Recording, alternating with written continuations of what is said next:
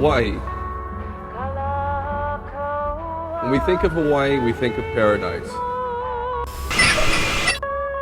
Coral sand beaches, coconut palms gently swaying in the ocean breeze, waterfalls, rainbows.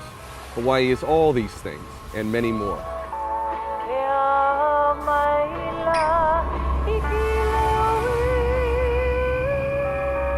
In fact, Hawaii has a deep, dark little secret, a secret the U.S. government wouldn't like you to know about.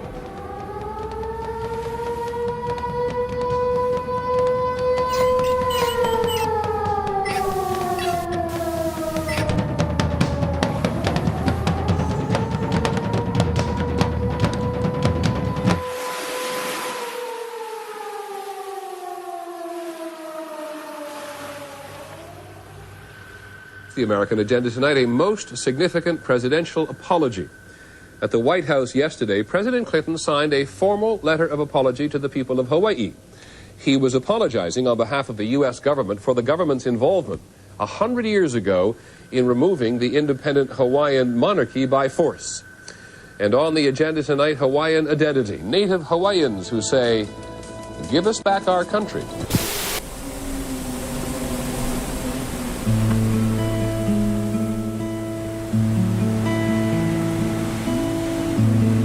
In touristic Hawaii, hundreds of people demonstrate and a president apologizes. The reason?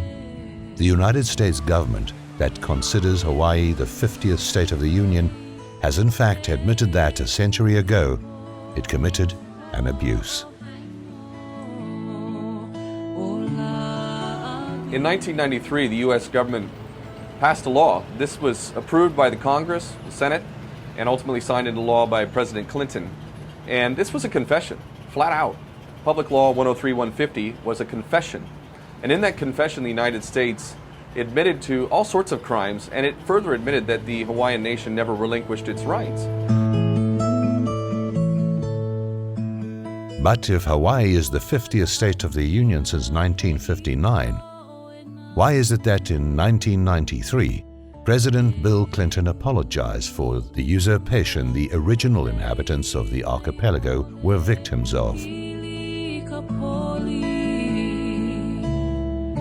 To understand this situation, let's do some history. Hawaii is an archipelago formed by 8 islands, situated in the middle of the Pacific Ocean.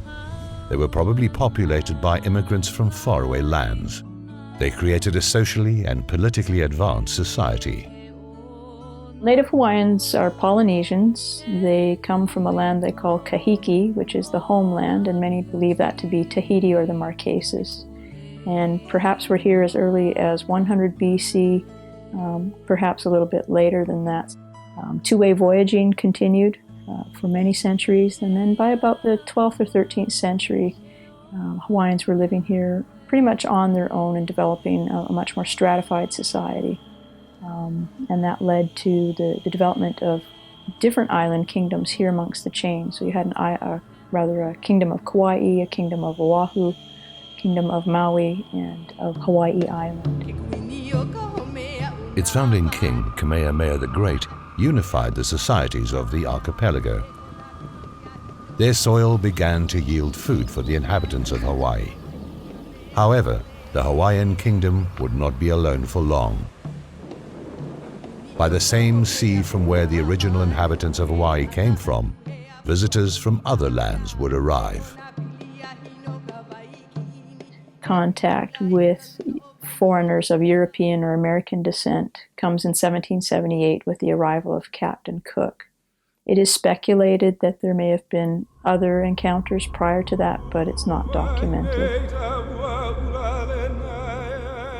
Captain James Cook, a British explorer and sailor, established contact with the inhabitants of Hawaii. In 1794, the British explorer George Vancouver gave the court of King Kamehameha a Union Jack as a token of friendship from King George III. The Hawaiian kingdom added the Union Jack to its own flag as an act of recognition for the gesture of British friendship. In spite of the foreign presence in Hawaii, mainly Britain at the time, as well as other ethnic groups, King Kamehameha gave his kingdom its own identity. He gained international recognition. 1843, the Kingdom of Hawaii was indeed recognized as an independent nation state, as a member of the family of nations, through treaties with the United States, Great Britain, and France, and I believe about 20 other nations of Europe. And this was meant to secure the sovereignty of the nation through those treaty agreements that were then made. And so from that point on, 1843, the Kingdom of Hawaii is indeed recognized as an independent nation state. As the monarch consolidated the archipelago as a sovereign state, the Kingdom of Hawaii also created a society of citizens with its own identity, an independent state. In the 19th century, the term Hawaiian was an indicator of citizenship or membership to the Hawaiian Kingdom, which throughout the 19th century was an independent country, independent state. Beginning in 1843, the Hawaiian Kingdom was actually the first non-European territory in the world to become an independent and recognized state. As a sign of recognition of Hawaii's independence, several members of the Hawaiian royal family travel all over the world on official visits. They were welcomed by kingdoms and republics as the true representatives of a sovereign kingdom. In the meantime, Western immigrants continued to arrive in Hawaii. By the start of the 19th century, a few American settlers were already living in the archipelago. So as the American settler population continued to grow, their interest in business continued to grow. They oftentimes were pressuring the monarchs, pressuring the government to develop things, or for the government to develop and the economy to develop in a way that these settlers would find most comfortable. A group of settlers, mainly American, formed an organization of landowners. They controlled the production of sugarcane. Their economic power ensured that their influence in the affairs of the kingdom increased. So when we get to 1893, by that time, these foreign settlers, many of them who were invested in the plantation economy, were very strong in their opinions about how the government should continue. And when Liliuokalani, who was the Queen of Hawaii in 1893, when she proposed to bring forward a new constitution, a group of 13 businessmen, calling themselves the Annexation Club and the Committee of Safety, they took it upon themselves to overthrow the Queen, or to remove her from the government. And they did this in conjunction, or with the approval, it would seem, of the U.S. minister to the Hawaiian Kingdom, Minister Stevens. And so he was totally misrepresenting his position by essentially conspiring with this group to take over the Queen's government. In the Constitution, Queen Liliuokalani only gave the right to vote to those citizens who were considered natives of Hawaii. The settlers feared that they may lose their political and economic power. On the 17th of January 1893, U.S. troops landed in Hawaii, arguing that they were there to protect the rights of the settlers. Queen Liliuokalani was arrested and taken to the royal palace of Lolani. She was forced to abdicate because of the military superiority of the invaders. The conspirators took advantage of the end of the monarchy to take control of the archipelago. They created the so-called Republic of Hawaii. However, the inhabitants of the islands did not accept such imposition and took action. This is when the people of Hawaii gather together in a couple of huis, or groups, that protest against annexation, with a petition asking that the United States recognize that the people of Hawaii who have signed this petition do not want to be a part of the United States, do not wish to be annexed. And we believe that some 38,000 people in total signed these petitions out of a Native Hawaiian population that was close to 40,000. The petition did not succeed. On the 12th of August 1898, in a ceremony that took place in front of the Lalani Palace, the old residence of the Hawaiian monarchs, the flag of the kingdom was taken down and the American flag was raised. The annexation of Hawaii brought a process of Americanization in the local society. This process included the imposition of an educational system that marginalized the values of the local population. The local language was replaced by that of the settlers. In 1896, under the authority of the Republic of Hawaii, a law was passed that stated that all public school instruction must take place in English. So they didn't outright ban Hawaiian, but in effect they did, because they said to everyone, you must learn English, you must use English, and only English in your schools. And so parents became much more reluctant to use Hawaiian language in their homes. And certainly in the schools, many children were reprimanded for using Hawaiian language when they were expected to be using English. Is when the U.S. took over our education. There it went. They took our language. They took our land.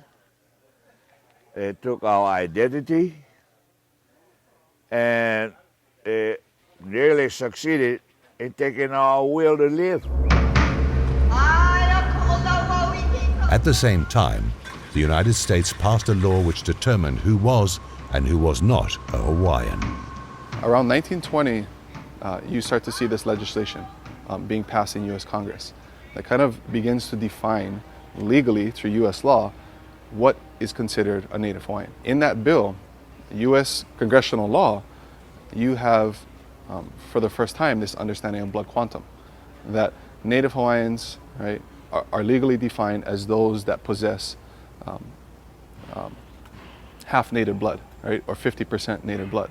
So you can really start to see American racial logic being institutionalized within Hawaii, and that lasts for a very long time, even till this day, right? These terms, Native Hawaiian or Hawaiian, are now defined through U.S. law within the context of blood quantum.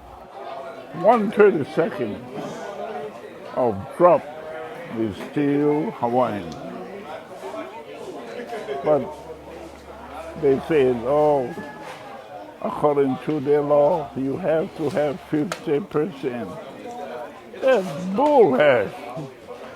Yeah, they can get lost. We don't need them coming over here and telling us what to do and what not to do. So, as far as blood quantum is concerned, I'd say they committed genocide. Big time, big time. This process of Americanization and the imposition of rules that were alien to the local culture led to the violation of native sacred land. That place they call Walmart on Keamoku Street and Makaloa Street, it just happened that my family had the ownership papers to 8.5 acres, and that's where they put their store on. They found 66 sets of bones that were buried on that property grounds, and it took 7 years to get through all the mitigations and all whatever for us to put the bones back in the ground. And all we're trying to do is respect our own ancestors. You know what would be really interesting? If some of us went up to Punch Bowl, where the American veterans are buried, and go up there and tear out some of those graves and put up a fancy building. The United States did not settle for the annexation of Hawaii, the suppression of the local language and the desecration of hallowed lands. They wanted statehood. They wanted to turn Hawaii into a new state of the Union. On the 12th of March 1959, the U.S. Congress overwhelmingly voted in favor of statehood, so Hawaii became the 50th state of the Union. It's made official at the White House. President Eisenhower congratulates the new congressional representatives of Hawaii before the simple ceremonies that remake the geography of the United States, adding the 50th and southernmost state with a land area of 6,500 miles and a population of 600,000. Hawaii becomes a state of the United States in 1959. Of course, if annexation was illegal and overthrow was illegal, then many believe statehood is also an illegal event. So you certainly continue to have debate here in Hawaii as to whether or not Hawaii is a state. But officially, according to the United States, in 1959. It is not surprising then that President Bill Clinton sanctioned a law whereby his government apologized for the dispossession the local population had been victims of. The law recognized that the people of Hawaii had not voluntarily relinquished their rights, nor had they accepted the abolition of their kingdom. You don't need to be a lawyer, really, to understand. If the criminal admits to committing a crime against you, and further admits that you never relinquished your rights, i.e. your property was stolen and you never relinquished your rights to the property, you don't need to be a lawyer to understand that according to that the Hawaiians have one of the best claims, if not the best claim, for independence once again. So that bill really should have apologized to the national population. But that wordage of saying national population would kind of throw off, right, the political intent of that bill, to kind of sidestep, right, or kind of erase that history that it was a kingdom. Why did the Americans do it? That was the first question I asked when I heard about the apology bill. It was an intent to defraud the Hawaiian nation, the Hawaiian people even further. The apology bill was followed by several resolutions proposed by a senator for Hawaii, Daniel Akaka, to be implemented by the year 2000. His intention was to pass a law that would give Native Hawaiians federal recognition. The same strategy was used for the Native Americans. In 2009, Congress passed the so-called Native Hawaiian Government Reorganization Act, also known as the Akaka Law. According to this law, the descendants of the original inhabitants of the archipelago could form a government, but within the U.S. federal structure. They could not reclaim the rights they had lost before the overthrow of the monarchy in 1893 or their status of sovereign nation. And I believe the people that were involved in the Akaka bill that's trying to continue to deprive us were absolutely on the track of imposterating our claims. And at the end of it all, first of all, naming us Native Hawaiians, which we're not Native, we're nationals, okay? So imposteration started, not knowing this. Then the imposteration for Native Hawaiians were coming. And then the next step would be that the imposteration was that they now becoming the Native Hawaiian Pacific Islander Asian Foundation. And most of our people don't know this yet. We're on a different boat here. A lot of people like to compare us with the American Indian, per se.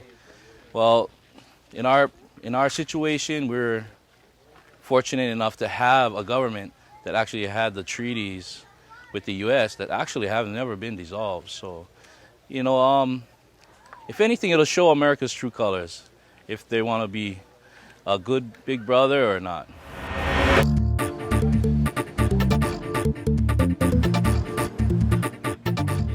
For more than a century, the United States has been working to establish the image of Hawaii as a tourist destination.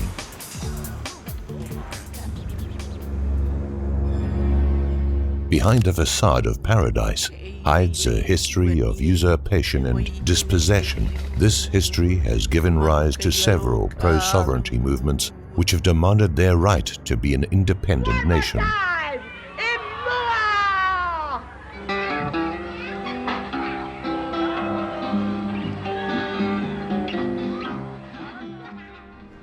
Captain America, don't mean to sweat you, but you met your match. Remember all the stolen lands, this Hawaiian Superman is wanting it back.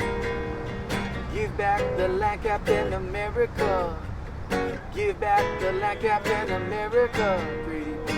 Give back the land, Captain America. It's our land. Give back the land. Governed by your policies, all we want is sovereignty. It's so hard to pay rent. This is for the aunties sleeping under palm trees and living in tents. It's a shame Hawaiian. Pro-sovereignty movement activists have started a process to recover their language and art. At the same time, universities are researching the history of Hawaii by dusting up old newspapers from the 19th century, all written in the local language. The Apology Bill strengthened the pro-sovereignty movements. They started to explore the possibility to recover their own government, the one that was in place before the annexation to the US in 1893. The lawful Hawaiian government is part of that process. My name is Henry Noah. Okay, I'm the elected Prime Minister for the reinstated lawful Hawaiian government. The lawful Hawaiian government was formed March 13, 1999, and it actually reinstated the former government offices that was in existence prior to January 17, 1893, the day that we got overthrown. Our government was overthrown. So what has happened since that day till now is that basically there was actions taken by the conspirators, who are the United States government, to try to justify or even validate their actual existence here and their authority that they exercise here in Hawaii. The lawful Hawaiian government, which has been in place for more than a decade, is not legally recognized by the United States. However, it is not simply a symbolic gesture of sovereignty, but it has its own structure. It legislates and governs on the basis of strict rules. We have a House of Nobles, a House of Representatives, and an executive branch, which includes Prime Minister, Minister of Foreign Affairs, Minister of the Interior, and a Minister of the Treasury. Currently, we are engaging in land reclamations. We realized that we would have to be able to get our people, to unite under this government. So we've done a lot of educational programs to get our own people to understand. Listen, the government still exists. It's been in abeyance. It's been absent all these years. All we needed to do was put it back, bring back the government, which is what we are able to accomplish.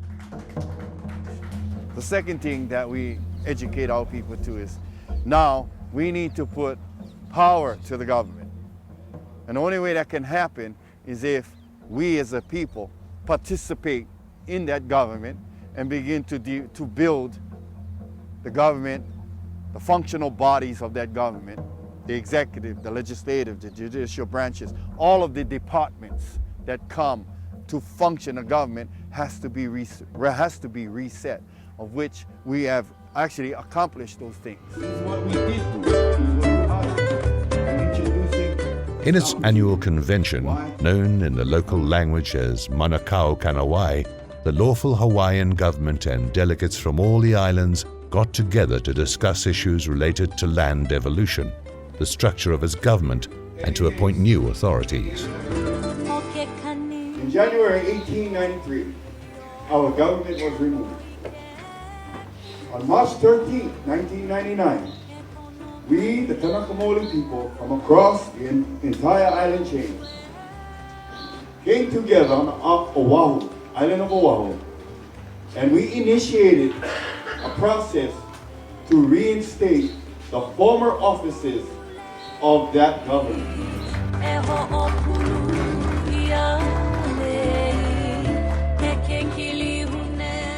It's been a long process, so from my understanding, the Hawaiian government has actually, the reinstated lawful Hawaiian government, has progressed to a point where now things are going to start to come to exist. Who gave us that right? It's inherent in every Kanaka Maoli, and it's an obligation on that individual's part to fix an injustice, to understand who you are, and you have the perfect right to step forward and try to fulfill that obligation. We've been talking about how we're going to do things, but now we're applying ideas that we've been bringing up at the table at the Mauna Kea Kanawais for the last 38 conventions, and it's going to pan out pretty good, I think. It's been a long time coming to get to this point where we're at today, where we can actually reclaim land and issue awards. We did a lot of preparations to get to this point, and now that we're actually here, it's a little overwhelming, exciting. We have built a case that it's hard to argue with, you know. So and we know we're dealing with the de facto government backed by the United States, and so we're up against some heavy hitters. We know that. So our case has to be solid.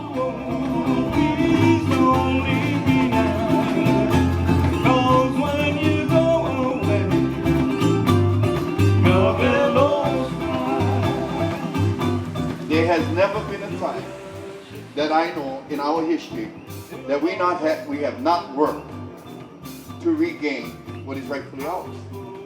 Say this to all those that have dedicated their time. Mahalo. Because you cannot get a nation if you don't put the work into it. We're at that stage where tomorrow, I believe, and this weekend, we're going to take some historical steps.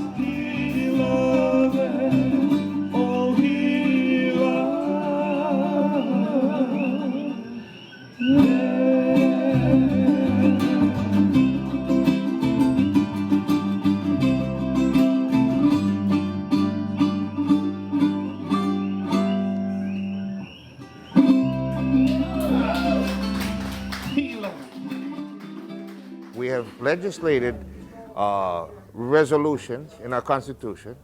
We brought our Constitution to modernity from 1893, and brought it forward to modernize it. That was archaic. A lot of the language was archaic.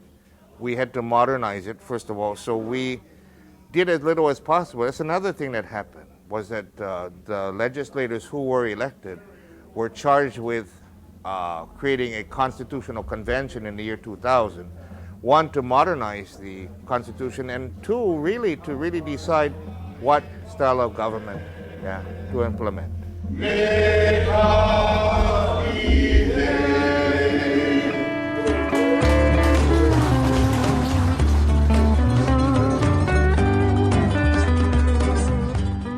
The lawful Hawaiian government's legislative branch is divided into 7 districts. Each one has a representative and a noble, according to the ancient traditions of the archipelago. In this branch, young and old take part without distinction. So the way I look at it is being ahead of the curve, in a sense. You know, there are a few other members of the government itself that may be my age or younger. However, I guess what it comes down to is, well, being called old for my age for some time. I know there's a lot of folks my age who have a basic understanding of the issue. I guess in a sense I find myself ahead of the curve in comprehending the moral obligation that accompanies, the historic facts. Now you're going to see more of our generation getting involved with Olelo Hawaii and moving our culture and getting involved with the politics, just in different pathways, I think. And then on the flip side, I think outside of the Native Hawaiians, within our education and how they view us, it has become more of a sport, I think. And Hawaii is a cool place to come and work for 2 years and get their thrills, and then they move on, kind of.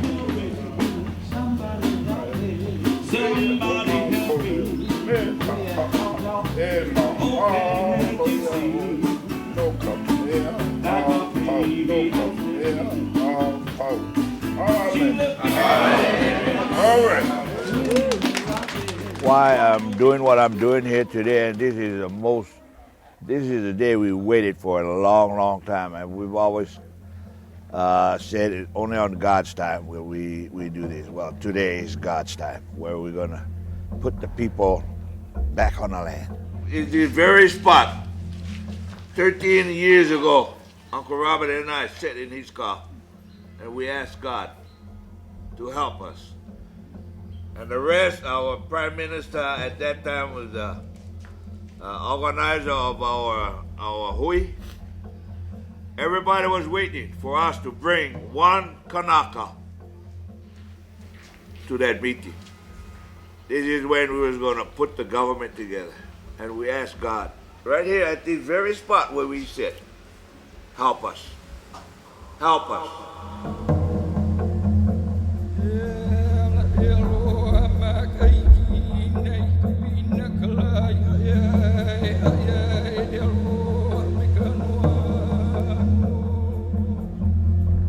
You know, why am I so elated today? So in Hawaiian, we say the word for being elated is ha'ole.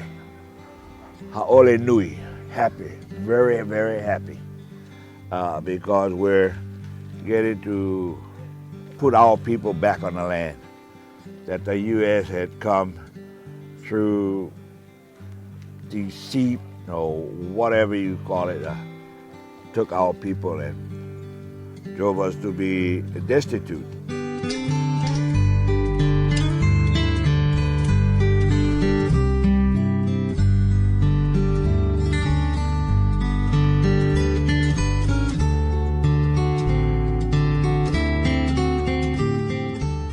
And the problem that we're having is that they're not fulfilling their obligation.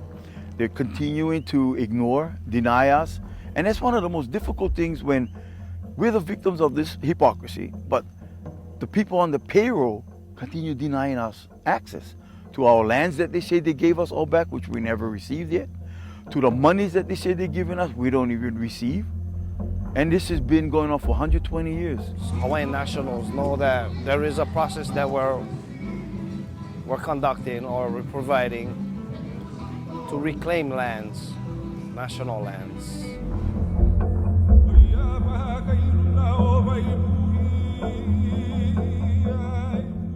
During the Lawful Hawaiian Government's convention, Prime Minister Henry Noah gave land titles to groups of 10 people.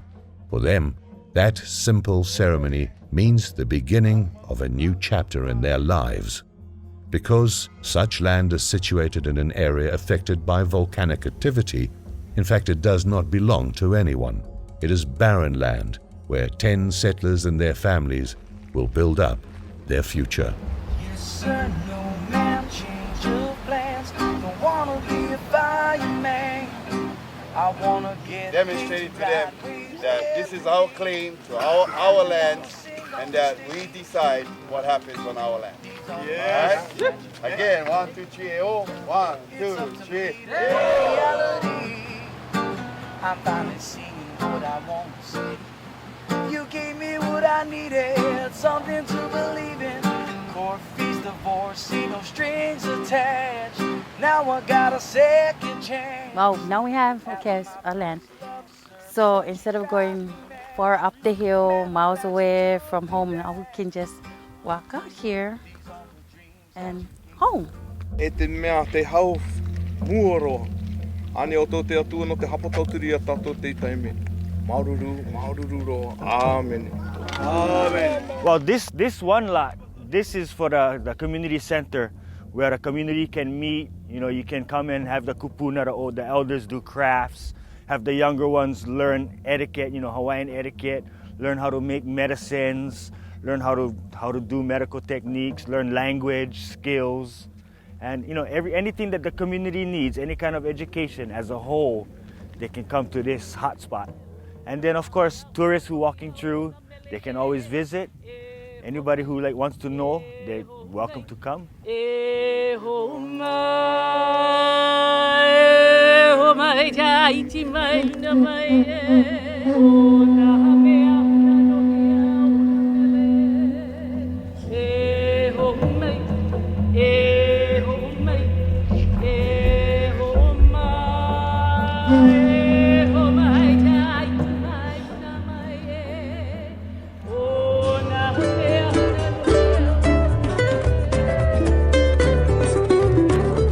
One of the activities of the lawful Hawaiian government is poverty relief. Hawaii's image of prosperity, with its luxurious shops and expensive cars in the most expensive state of the United States, exists in stark contrast with the poverty in which hundreds of people live.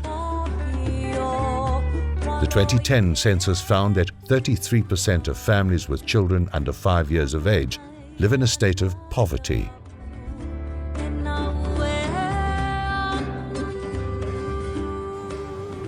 The postcard image of Hawaii contradicts the everyday reality of the inhabitants of the archipelago. What you see here around me is a homeless village that was established in 2009. This is adjacent to Waianae Pokai Bay Boat Harbor. The boat harbor is right here. This campsite is right here. What these people have been able to do is stay out of the public parks, which their presence in occupying public parks seems to interfere with the tourists. And the government does not like interference with cash flow in any sort. So this area here is called Pokai Bay. And we're going into the bushes adjacent to the harbor. And this, I heard that this is where a majority of the homeless people that got ousted from the beaches have relocated to this area here. We've had a history of these homeless people. It has been increasing, large numbers. I came here in 2010. In 2009 is actually when we became houseless. I will not say homeless because we are not homeless. Hawaii is our home, this island is our home. We became houseless in 2009. As a greenhorn addict, only knew how to go camping, and that's what I took. And from there, we hit recession back in 2009.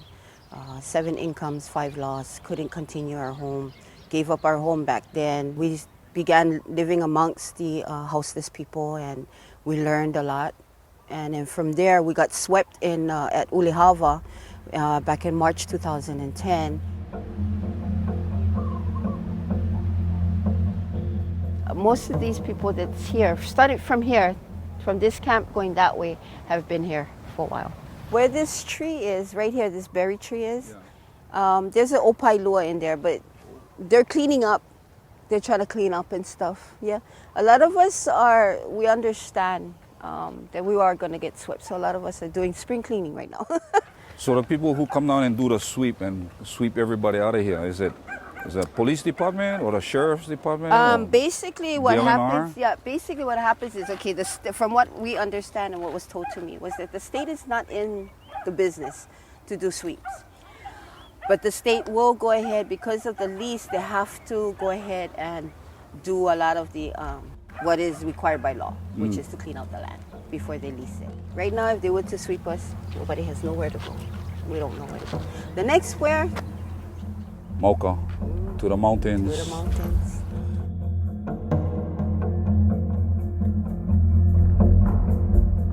But the denial of their rights, the poverty and the marginalization under which they live are not the only problems faced by Hawaiians. There is a threat that hangs above their heads that puts in jeopardy their very existence: war.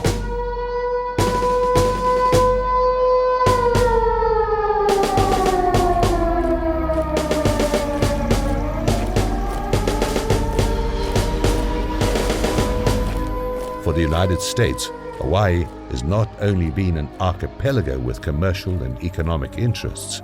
These islands in the middle of the Pacific Ocean are part of its strategic military structure.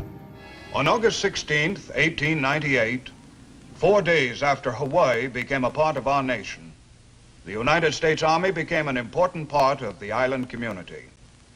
Since then, under the impact of 2 world wars and the Korean conflict, the Army in Hawaii has expanded enormously.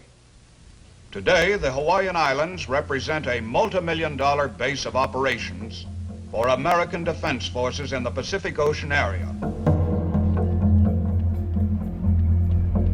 In fact, The United States discovered the strategic and military importance of Hawaii long before its settlers managed to get it annexed in 1893. Major General John Schofield arrived on Oahu in 1872. His mission was to find a military use for the island's seaports. General Schofield found the seaports were perfect for the growing United States Navy, and that the land between the Waianae and Ko'olau mountain ranges was ideal for ground forces. The American-Spanish War for the control of Puerto Rico, Guam, and the Philippines sped up the annexation. For the Americans, Hawaii was a crucial stronghold for its military campaign.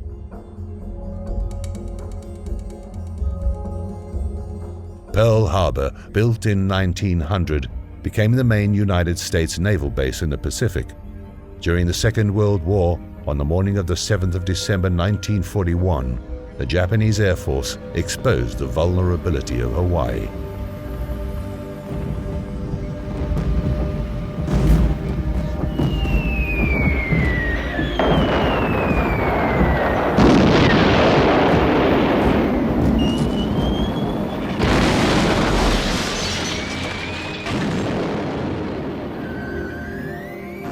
I was 9 years old when the Pearl Harbor happened, when Japan came by and bombed Pearl Harbor. That was a very memorable day for me, particularly.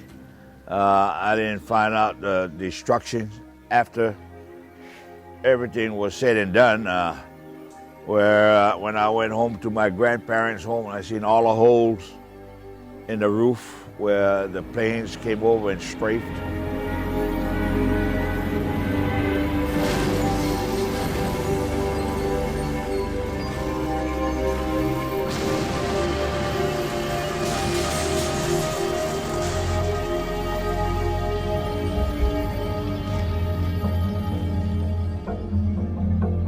The United States military presence in Hawaii constitutes a constant danger for the very existence of the archipelago. Hawaii is a military outpost. It's got every branch of the U.S. military, Army, Navy, Air Force, Marines, and there are unknown amounts of nuclear weapons. You've got nuclear submarines, you've got nuclear aircraft carriers, you've got nuclear silos with intercontinental ballistic missiles. Those missiles are directed at targets all around the world. There are literally billions of people under threat from the missiles that are based here in Hawaii.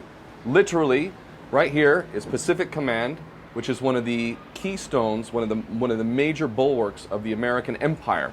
The Pacific Command, in its own mind, has jurisdiction over half of the world. This includes China, Russia, Asia, most all of the Pacific, South America, Central America. This is a huge section of the human population that has nuclear missiles and nuclear weapons that are directed at them from Hawaii. If we were to enter into a third world war, and if nuclear weapons are launched, there is absolutely no doubt whatsoever that Hawaii will be majorly targeted by America's enemies, specifically China and Russia, directed at Hawaii because of American presence.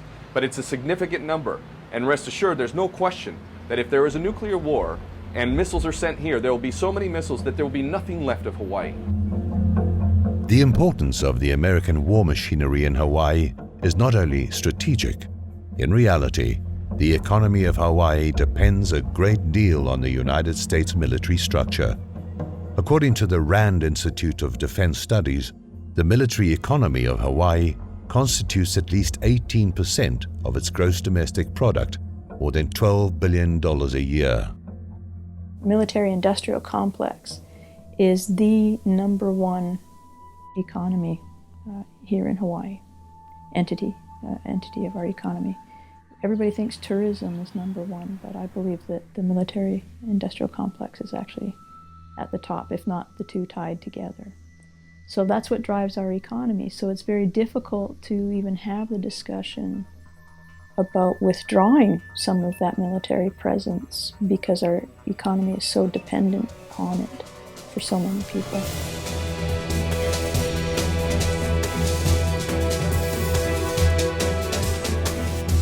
The United States takes advantage of valleys, mountains, and seas to use them as a training camp for its troops.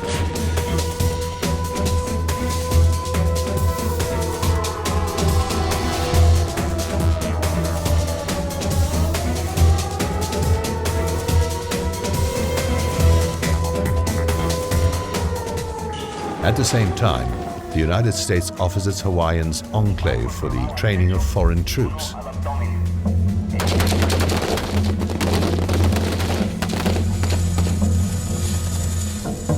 The American military presence in Hawaii has caused serious damage to the environment of the islands. According to the Pacific Health Dialogue, there are 768 contaminated sites in Hawaii.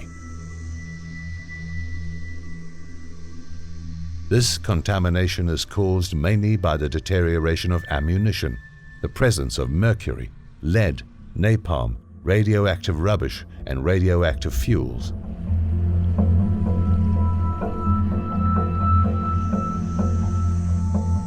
In 2008, Colonel Howard Killian admitted that there was enriched uranium in Hawaii, but he argued that there was no danger for the population of the archipelago.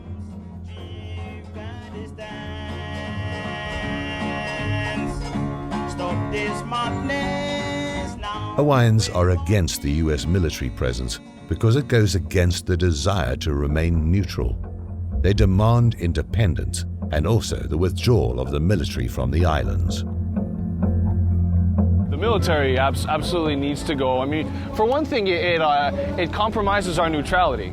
You know, we made it a point to stay out of the rest of the world's conflicts because, I mean, who has a problem with the Hawaiians, for one thing? I mean, from my personal perspective, ideally what I think it should be is that Hawaii should be a neutral buffer zone between the Chinese power and the American power. The military buildup here is certainly something that's discussed a lot by many people. It's almost become so normal, though, that I think some people don't realize how prominent the military is in Hawaii.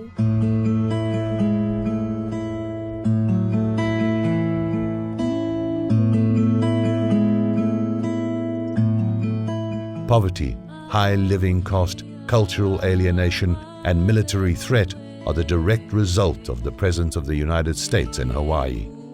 Despite all of that, those Hawaiians who have decided to reclaim what was taken from their ancestors more than a century ago are not prepared to surrender.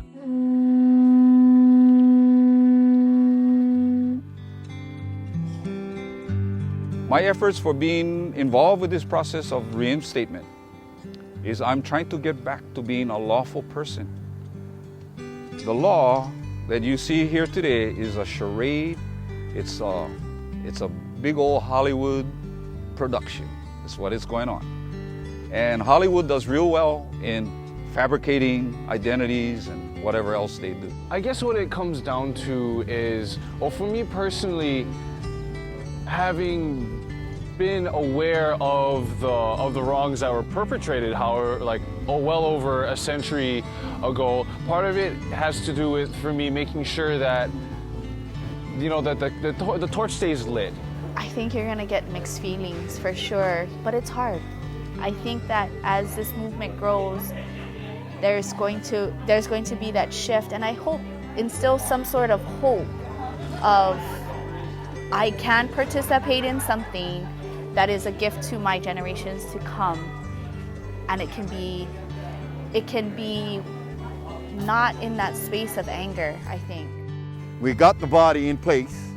We're going to demonstrate that we're real here in Hawaii, and now we're going to take this realness to the world and let them know this is why we're executing to reclaim what is rightfully ours, which is sovereign authority and reclaiming our land, putting substance to our sovereignty process. Oh, I see it, free, independent Hawaii once again will be a reality because we're going to make that possible through law. And the military, the U.S. military can leave and just go back to North America and follow their rules, exert their rules on their land.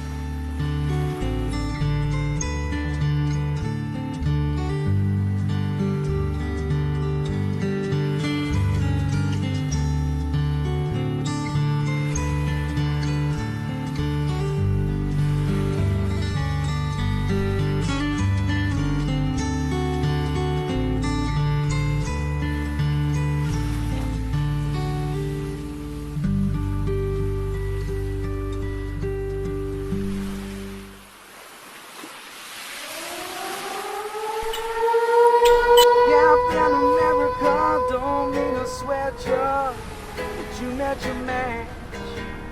Remember all the stolen lands, this Hawaiian Superman is wanting it back.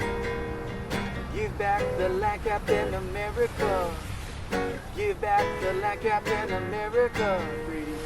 Give back the land, Captain America. Please give back the land. Governed by your policies, all we want is sovereignty. It's so hard to pay rent. And this is for the aunties sleeping under palm trees and living in tents. It's a shame Hawaiians are moving away. Leave the ocean for promotion, better wages. I think it's safe to say that Hawaii is doing better in Nevada, Las Vegas. Captain America, don't mean to sweat ya, but you met your match. Remember all the stolen lands, this Hawaiian Superman is taking it back.